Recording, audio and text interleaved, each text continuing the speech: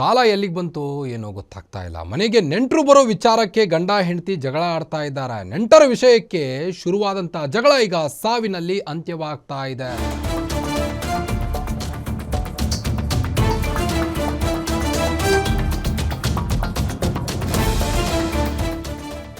ಮನೆಗೆ ನೆಂಟರು ಬರೋ ವಿಚಾರಕ್ಕೆ ಗಂಡ ಹೆಂಡತಿ ಜಗಳವನ್ನ ಆಡಿದ್ದಾರೆ.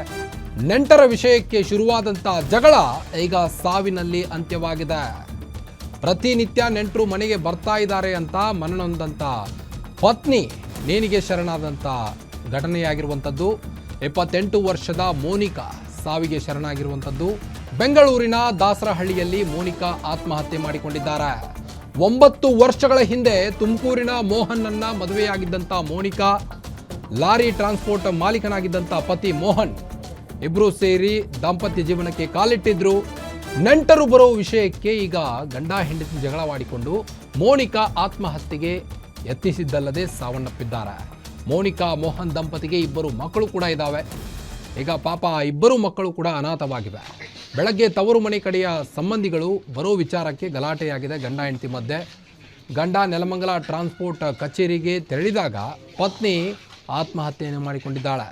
ಬೆಂಗಳೂರಿನ ವಿಕ್ಟೋರಿಯಾ ಆಸ್ಪತ್ರೆಯಲ್ಲಿ ಮರಣೋತ್ತರ ಪರೀಕ್ಷೆ ಕೂಡ ನಡೆಸಲಾಗ್ತಾ ಇದೆ. ಬಾಗಲಗುಂಟೆ ಪೊಲೀಸ್ ಠಾಣೆಯಲ್ಲಿ ಪ್ರಕರಣವನ್ನು ದಾಖಲಿಸಿಕೊಂಡು ಪರಿಶೀಲನೆ ಕೂಡ ನಡೆಸಿದ್ದಾರೆ ಪೊಲೀಸರು. ನೀವು ದೃಶ್ಯದಲ್ಲಿ ಗಮನಿಸಬಹುದು, ಮೃತ ಮೋನಿಕಾರನ್ನ ಮನನೊಂದು ನೇಣಿಗೆ ಶರಣಾದಂಥ ಘಟನೆ ಇದು. ಪ್ರತಿನಿತ್ಯ ಮನೆಗೆ ನೆಂಟರು ಬರ್ತಾ ಇದ್ರು ಅನ್ನೋ ಕಾರಣಕ್ಕೆ ಗಂಡ ಹೆಂಡತಿ ಜಗಳವಾಡಿಕೊಂಡು ಈಗ ಪತ್ನಿ ಆತ್ಮಹತ್ಯೆ ಮಾಡಿಕೊಂಡಿದ್ದಾಳೆ.